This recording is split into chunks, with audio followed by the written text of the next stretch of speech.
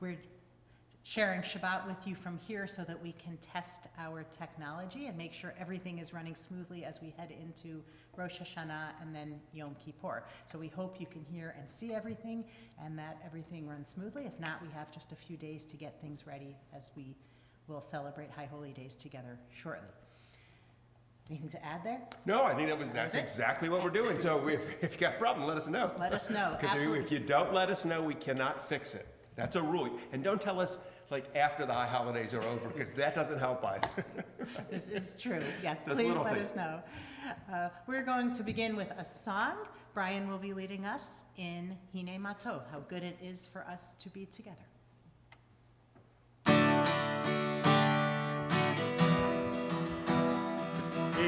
matov u'manayim, shevet achim gam yachad. Hine matov u'manayim, shevet achim gam yachad. Hine matov, shevet achim gam yachad.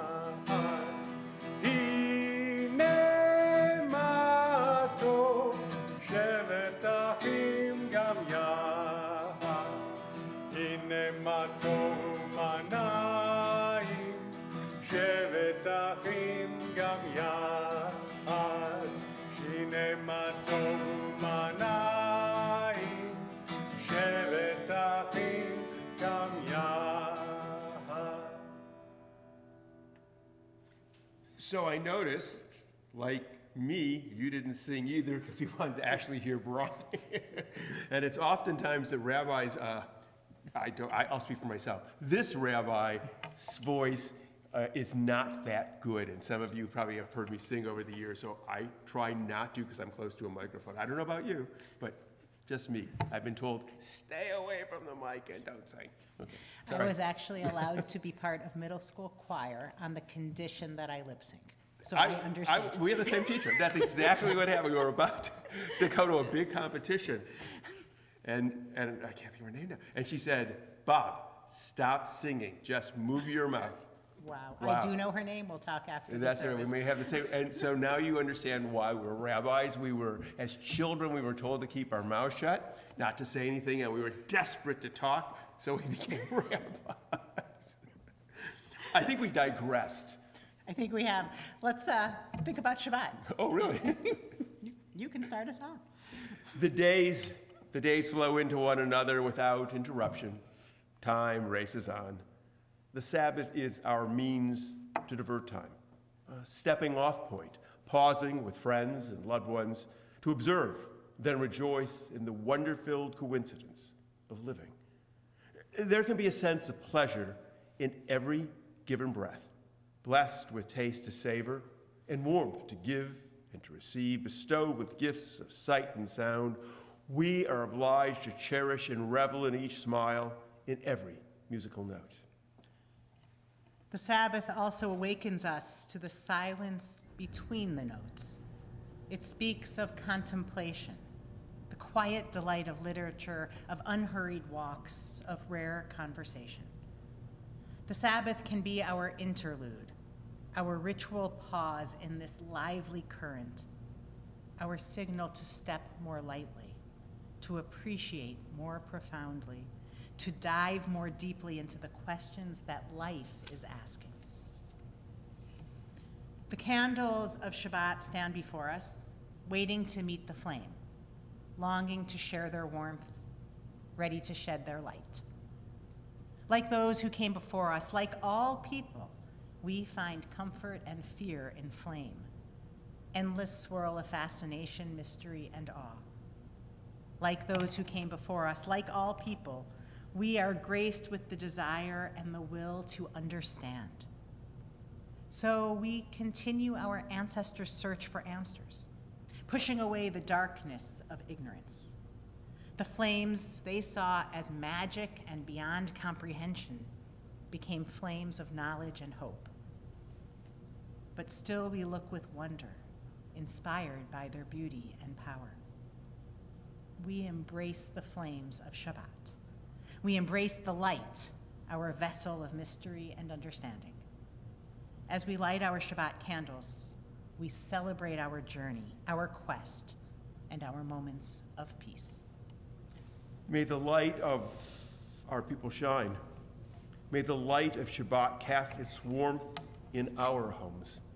May these candles burn with respect for all who push beyond the bonds of ignorance, for all who seek justice, for all who build community. May these candles burn with memory of all who came before us. May we draw on the many ways our people have given voice to their ideas and values. And may we add our own insight to their glow. Baruch ha'or ba'olam. Blessed is the light within the world. Baruch ha'or ba'adam. Blessed is the light within each person. Baruch ha'or ba'shabbat. Blessed is the light of the Sabbath.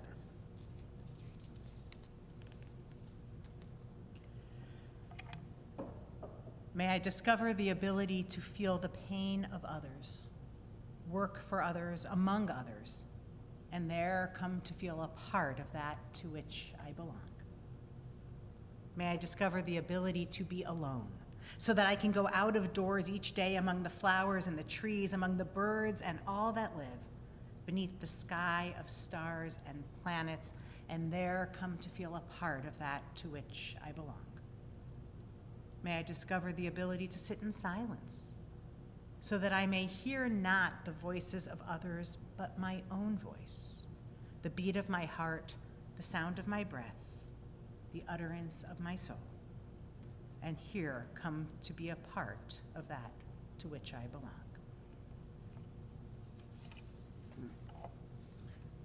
So, we're doing this for Shabbat, and we're getting ready for the high holidays that are around the corner. I feel like, I don't know about you, but I start thinking about the high holidays in June. So it feels it's finally around the corner because I've been waiting for it to show up. And it's not that it's any later. I've always done that. And so I'm really glad they're coming because I want to do them and move forward. Absolutely, absolutely. And this year it feels like they've been around the corner for a very, very long time. And by mid-June, I don't know if this is true for you, but by mid-June, everything that happens is a sermon. Oh, right, yes, Right? And as it happens, you say, this could be a sermon. So when the holidays fall, and when Rosh Hashanah comes in October, that's a lot of things happening where it's swirling in your mind for a very long time. Right, yeah, and for as many as there are, it doesn't feel like there are that many at some point. Then you go, that could be a sermon, that could be a sermon, that could be a sermon, and then you sit down and you go, what am I going to write about? I got nothing to say. I got nothing to write about. And so we begin, and so it's a very weird process. Lots of rabbis, we have this experience where you sort of ponder it, but you're waiting for it to show up, and you go, that could be a sermon. And you also recognize, that certain moments in time are more difficult and more contentious. That makes even sermons more complicated. And what's possibly said in 15 minutes or 20 minutes, which is probably maybe 26. I'm probably going 26 when I was younger. Wow. I've never gone 26. But there are rabbis who do 45 to an hour, which is, I have to say, I think that's called congregation abuse. So, but certain topics they don't lend themselves to a short talk. Much better, I much prefer to do an adult education on certain kinds of issues. So, that's also the challenge as well. Yeah, and we've talked about that a little this year. It's a hard year. Yes. It's a hard year to write because we're both in transition moments that make it put pressure on ourselves. I don't Yes. think it's coming from outside, but we both feel that pressure. And then we have this world that's spiraling in so many ways. And I think what you said really rings true. There are issues that need to be discussed, but maybe not in that context. Some things need longer, and some things need conversation. Right. Right? So thinking about what can we talk about when we're doing all the talking is different from what can we discuss Correct. together. So it's a challenge this year for sure. You're right. Millions of ideas, and then pinning down what is it we want to say is a different story. Right. I was on a Zoom call with some rabbis, and we were talking about, would people talk about Israel? And the answer was probably not. because there's nothing, the challenge of trying to do a talk on Israel in 12 or 15 or even 16 minutes to make it all make sense is very difficult. Particularly one, it's incredibly complicated, and it keeps on changing, and there's lots of feelings, and you want to acknowledge lots of things, and so what can you do that's going to be worthwhile and satisfying? Even in 26 minutes. Even in 26 minutes, which I have been known to do, not that often, but I have. So I think that's a piece of it. And every 4 years we get into a presidential year, which also adds to it, because people will oftentimes hear things in talks that aren't meant there, or read things into it that unintended. And so that's a challenge too. In trying to talk, particularly right now, I think things are really we're at a contentious time. So it makes doing this all the more complicated. And I can't remember, I think we talked a few minutes ago about, do you remember the first time you did this? Your very first high holidays, you were like, I guess you were like me, you were a student in Israel, you come home from Israel, you come to Cincinnati, and they say, okay, you're gonna be leading the high holiday services for the very first time. We're gonna teach you everything you need to know in 3 hours. Do you remember? I do remember that. I think it might have been 2 hours by then, but yes, I do remember that. Well, that's why, because we talked longer. And I should have looked. I learned from you about the High Holy Day binder. Okay. So, like you, I have, mine's one full shelf. Yours is probably 1.5 shelves of a binder for every year. So I should have looked at what I talked about. I didn't do that. But I remember my first High Holy Days was in New Iberia, Louisiana. It was my first student pulpit, and it was a great student pulpit because they knew exactly what they wanted, and they told us their students what to do. They were very directive, which would drive you crazy by third year, but second year, because you're back from Israel, having learned. And what I remember is, I don't know if you had this. Did you have a checklist with, I don't know, maybe 30 or 40 or 50 things, and you could choose the one thing you cared about? No, because Yes, no. So we had. This was in New Iberia. That's what. This was in Israel to choose our student pulpits. Oh no, for second. because I did a. Okay, so we could. They would assign us the student pulpit, and we could choose one thing, and they were things ranging from I don't want to fly to I don't want a connecting flight to. I want this prayer book. I want to wear a robe. I don't wear. Oh, really? So the only thing I chose is I want a soloist. Okay. And I ended up in New Iberia with a soloist. So they gave me essentially the service. But the thing I most Did they give you the remembered- sermon too? That would have been. That would have been awesome. I did my first Rosh Hashanah service, and we had no. You're right, no training at that point, and it was 40 minutes long. The whole service or the sermon? The whole service was If I said 40 sermon, minutes I long. would have been impressed with a 40-minute sermon. That would. That would have been impressive. The whole service. It's the only time in my whole career that someone said, "Rabbi, that service was too short." So it was 40 minutes, and then I remembered adding things for the morning because Right. I knew now. And one of the days I just couldn't find my place in the Torah. And you plan it ahead of time. It was there, and I opened the Torah. Everything's there, but I knew, and it somehow wasn't there for me, and I had to read from the book, and I remember that. So when I'm struggling, I always remember that's where I started, and there will always be things, and you'll survive. But that's where I started, and then you try to look at where you've grown. Right. So how about you? Toronto. So I worked. I went south. You went north. I went north. So I worked with, because I have always worked with congregations that have a humanistic bent. So this group did not ever. Maybe they did high holidays before, but I was the first student rabbi they brought in. So they had no expectations, and I keep all my binders. But when I started, I had to use a typewriter. And I had to type I typed the service up. And I remember going there. And as a student. So, see, if I had a chance to check something, I wanted to stay in a hotel. But I stayed in these people's houses in the basement.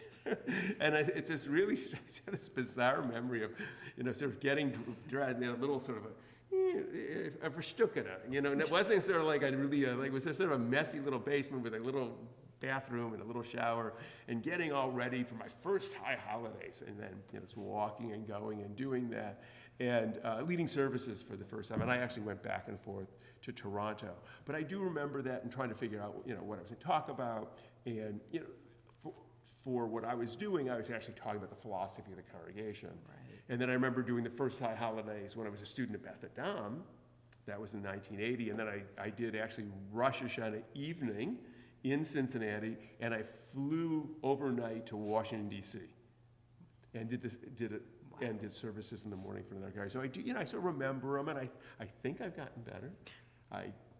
Most of the time, sometimes, I don't know, people don't vote. The advantage of those early services is nobody expects anything of you, right? And the other advantage, they're not recorded. They're not recorded. I was brilliant. I made people laugh, people cry. There was a standing ovation, and if there was a tape that existed, you could see that. But it didn't exist. We did the 40 minutes twice because they enjoyed it so much. So much you did the 40 minutes, right? And they wanted you to say, everyone, please give it again. So there is a difference too, because the services, they weren't recorded. They were in the moment, and then they didn't exist anymore, which is different, other than the written notes of what we did. So it's been this sort of evolution, and this year's a big year for both of us. It is, and I'm not actively nervous about it. I'm excited about it. I couldn't be more excited about how things are going. And yet when I sat down to work on sermons, it occurred to me that I'm struggling more, and it's probably because of figuring out what to say at this moment. And when I brought that up to you, it was kind of, oh yeah, you're going through that same process of this big year. I'm glad I have you by my side for it, because we're going to lean on each other. Yes, we'll cry together in the middle when we're confused, right? No, because it allows me to see how things are, right? And to have freedom within that, but also to see what's working and how it's been going. So I feel really lucky about that. And we share the sermons. We do that. So we'll both be doing I hope you join us for Rosh Hashanah and Rosh Hashanah and Yom Kippur. We'll be splitting Torah readings, sermons, Midrashim, all of that.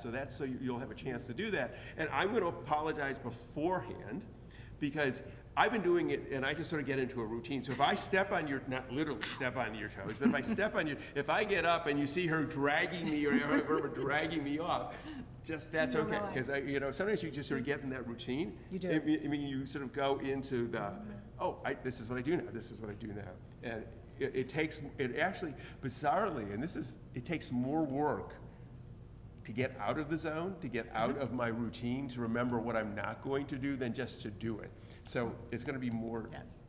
But it always takes more work to work together. Yes. Right? Yeah. So and maybe that's a life lesson too. It's not wow, worse, that's a right? sermon. That's a sermon. See, that's what we do. That's what rabbis said. They go, oh, that's a Right? sermon. I mean, even now, if it was one of us with a phone recording a service, that's easier than working together, but it doesn't accomplish what you want to accomplish. Exactly.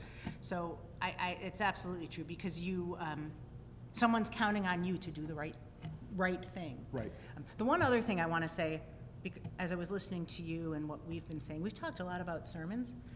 It's not the main part. No, I don't think it's. And I want to just remind us, but maybe also everyone else, we serve a congregation. So the main thing is, how do we share an experience that's meaningful and allows the introspection and the sense of community and the meaning that everyone else is looking for. And the sermon's a piece of it. I think the Midrashim are amazing, that you write and give that as a gift to the congregation. But we're really, I hope both, and I think both, thinking about what does the whole High Holy Days look like, and how do we share something of value? Right, and particularly here at Beth and Am, because we wrote our own liturgy. Right. And so when we worked on it over a number of years, and it probably will go through other iterations with you, as the congregation keeps on going, it needs to be refreshed and re-looked at. But the hope is that the liturgy and the music, it's the entire experience, and our conversations, our talks, we call them sermons, talks, are just a piece of that. It's not the totality of it, and there's the piece of community. Right. Whether you're joining us online or whether you're going to be in our sanctuary, it is a sense of community, a sense of coming together. I actually remember, you were talking about past high holidays, my daughter was studying in Europe at the time. She was an undergraduate, and it was when we were finally online, and she got online and she wrote her name, and she people said, are you Rabbi Barr's daughter? And she said, yes. And she said, this is like the first time I've not been with my family for the high holidays. And all these people started writing to her about, you're with us. And she said it really was meaningful to know that even though she was in a different place, across in Switzerland at the time, that she was connected with people. So the sense of community, the sense of being together, I think is a profound experience because we're together with people who value the same things we value and approach Judaism the same way we approach Judaism. So that community experience, I think, is important. Absolutely. And if you're in town, and there's an oneg for Rosh Hashanah, there's times to be together in conversation that we can do, that not everything that happens in the building is streamed simultaneously, just can't be. Absolutely. But hopefully our people who are streaming have exactly that connection. Right. For the things that are together, and many, many things are. Right. So, yeah. Well, I'm looking forward to it. I am too. It's sort of I talked to other friends who have gone through retirement or getting ready to retire, and sort of, the high holidays isn't the last thing I'm doing here, but there's an element of this is a big thing. So what it makes me think of is being in Australia. So I did have one of my classmates, actually one of my study partners, served in Australia after we were ordained. And the thing that he told us, while we're talking, the high holidays are the end of the congregational year there, because it's the beginning of summer. So, we talk about the beginning of the new year, and we do this, it's fall, and kids are going to school, where there it's the close of the school year and the close of things, which if we were in the southern hemisphere and this was my retirement year, that would have been a different kind of sermon, talk, right? It would be in closure in a different way. But we're not.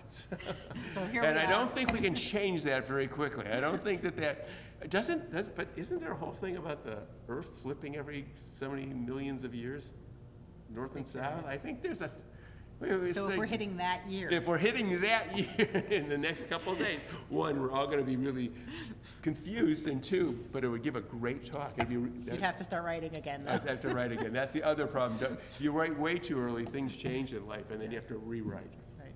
So I am looking forward to it. I hope everyone who's joining us tonight is looking forward to it, too. It's going to be exciting. But between now, this Shabbat, and Rosh Hashanah, there is religious school, too. There is. So a chance. And adult ed. And adult ed, so there's a chance to be participants in that before that. Yes. And there is helping us to set up for Rosh Hashanah. Right, yes. So many opportunities to connect with us. So much fun. Yes. Cool. And you'll learn how to open and close the wall. That's a big thing here at Bethany. It's very cool. It's worth it. So good. So let's turn back to Shabbat and why we have Shabbat, what we can do with it. You want to start us off? It's a chance to pause and to breathe. As we celebrate Shabbat together, let's pause for a moment of separation, to stand alone, to turn inward, to reflect and to remember. We recall those we've lost, members of our families, beloved friends, those whose lives have touched ours and who are no longer with us. We allow ourselves to wander quietly back in time, hearing again the sound of their voices, feeling comfort in the ongoing connection of their lives to ours. We want to hold time captive, to erase the steely distance between their time and ours. Although they are no longer present, we hold them close through memories of the past, shared experiences, and hopes for the future. We understand that their lives give shape and color to our own. Together, we grieve for the part of us that is gone. We feel the absence and the presence, like spreading seeds of energy, a relationship that can never end. Ein bidei hamavet hakoach la'kor ma shetamun balev. Death cannot take that which is locked in our hearts. With our tears and our sorrow, we remember. With our courage and our strength, we do not forget. Acts of kindness, deeds of courage will remain. Beauty created, wisdom shared is not lost.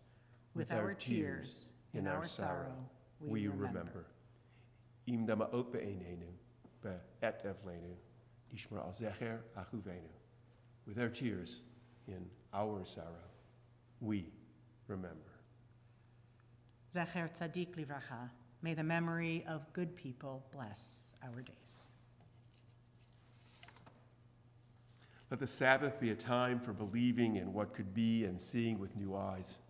In this serious world, let us take ourselves less seriously. In these harsh times, let us listen for a soothing word. While the world around us unfolds in an instant, let us judge each other a little more slowly. Let the Sabbath shine a light into a corner of ourselves where hope is renewed. Let us remember a reason to be joyful, a way to be gentle. Let the Sabbath be a time for opening up. Let us find strength in our dreams and trust in our strength.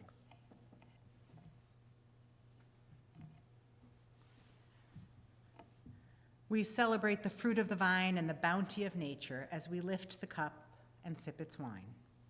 For we are part of nature, which gave us birth and continues to sustain us. Even as we depend upon nature, so do we influence its course. Through the search for understanding, we have gained the knowledge to shape our world. Guided by the best of human wisdom and the compassion of our spirit, we accept the responsibility which rests upon us. May the taste of this wine upon our lips stir within us a reverence for nature and a respect for human endeavor. Bruchim hachaim ba'olam, blessed is the life within the world. Bruchim hachaim ba'adam, blessed is the life within us. L'chaim. L'chaim.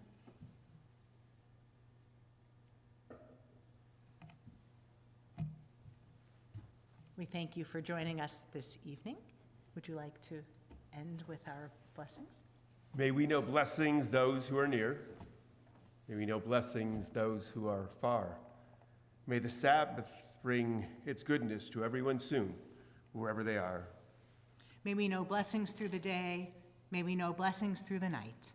May health be for our children, and all things soon be right. May we know blessings that are comings. May we know blessings when we depart. May we live each day with peace and wisdom in each heart. Ken Yehi, let it be. And I said you were closing, but you're not quite closing because we kind of have a treat, and the song changed. We have Brian singing for us one more time in a moment, and it was actually because of something happening in the news that I was looking for a Ladino song once years ago, and we came upon this song called Buen Shabbat. Ladino, by the way, is kind of like Yiddish, but it is a Spanish-Hebrew sort of hybrid, although in this case more Spanish than Hebrew. And this song, Buen Shabbat, speaks of wishing a good Shabbat, a Shabbat of health and of life, a Shabbat with our families, a Shabbat of peace and joy. So we close tonight with Buen Shabbat.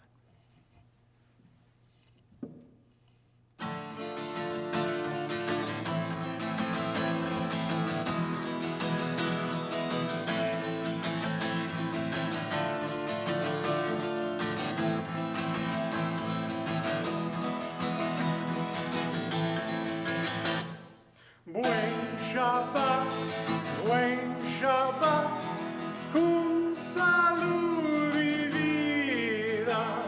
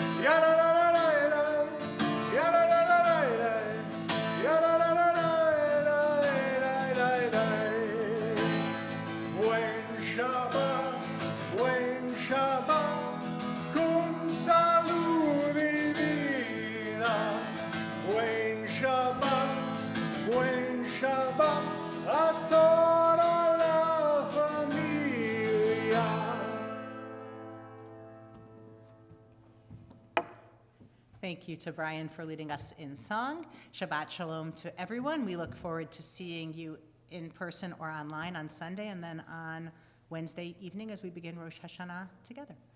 Shabbat Shalom. Shabbat Shalom.